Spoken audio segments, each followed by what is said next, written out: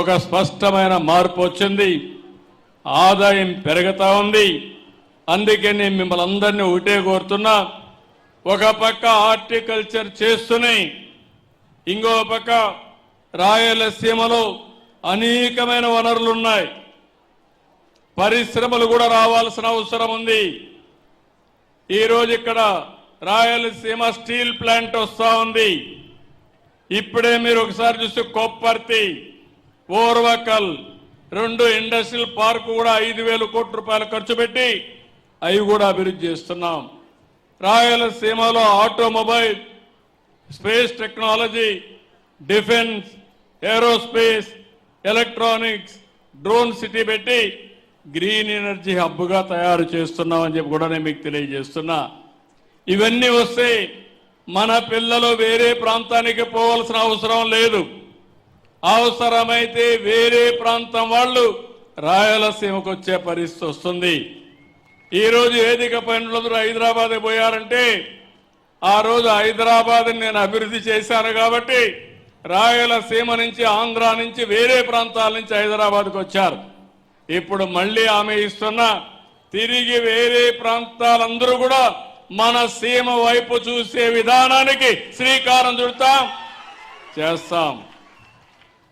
అందుకే మీలో కూడా ఆలోచించాల్సింది, ఇలాంటి కార్యక్రమాలని ఎక్కడికక్కడ బలపరచాల్సిన అవసరం ఉంది. ఈ నెల రేపే అన్నదాత సుఖీభవ, రైతులందరికీ అకౌంట్లో డబ్బులు వేసే కార్యక్రమానికి శ్రీకారం చుడుతున్నాం. నేను ఒకటే మాట చెప్పాను, మేము 14,000 రూపాయలు ఇస్తాం, కేంద్రం 6,000 రూపాయలు ఇస్తుంది. 2 కలిపి ఒక్కొక్క రైతుకి 20,000 రూపాయలు మీ అకౌంట్లో వేసే బాధ్యత నాదని చెప్పాను. ఇంత మునుపు గవర్నమెంట్ 12,500 ఇస్తామని 7,500 ఇచ్చారు. 7,500 నుంచి ఒకేసారి 14,000కు పెంచిన ఘనత ఈ ప్రభుత్వానిదని చెప్పి నేను మీకు తెలియజేస్తున్నా. ఏది రైతు ప్రభుత్వం, ఏది రైతు వ్యతిరేక ప్రభుత్వం మీరే ఆలోచించాల్సిన అవసరం ఉంది. నేను మైక్రో ఇరిగేషన్ ఇచ్చాను, డ్రిప్ ఇరిగేషన్ పెట్టి 90% రాయలసీమలో సబ్సిడీ ఇచ్చాం. దాన్ని నిలిపేశారు, మళ్ళీ నేను కొనసాగించాను. అదే మరిగా వ్యవసాయ రంగంలో ఆధునీకరణకు శ్రీకారం చుట్టాం.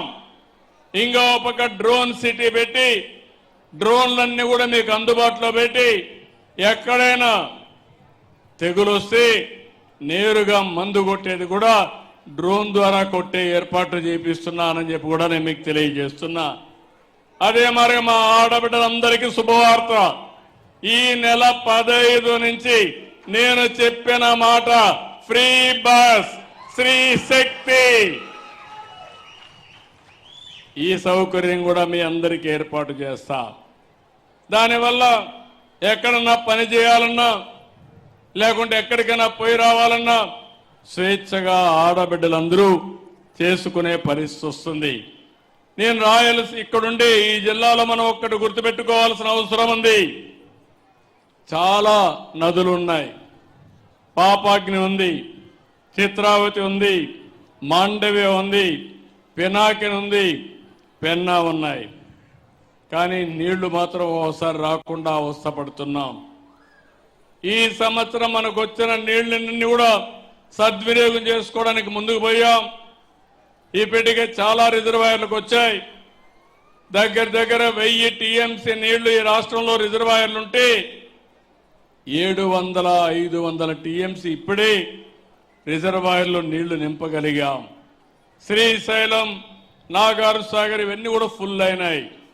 ఈ 2 రిజర్వాయర్లు అటు తెలంగాణ ఇటు ఆంధ్రప్రదేశ్ మనకు ఉపయోగపడే పరిస్థితి వస్తుంది.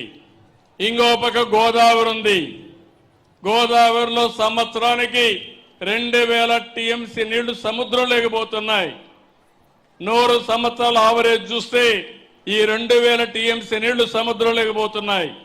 అలాంటి నీళ్లు మనం ఉపయోగించుకోగలిగితే అటు తెలంగాణ ఇటు ఆంధ్రప్రదేశ్ 2 కూడా సస్యశ్యామలం అవుతాయి.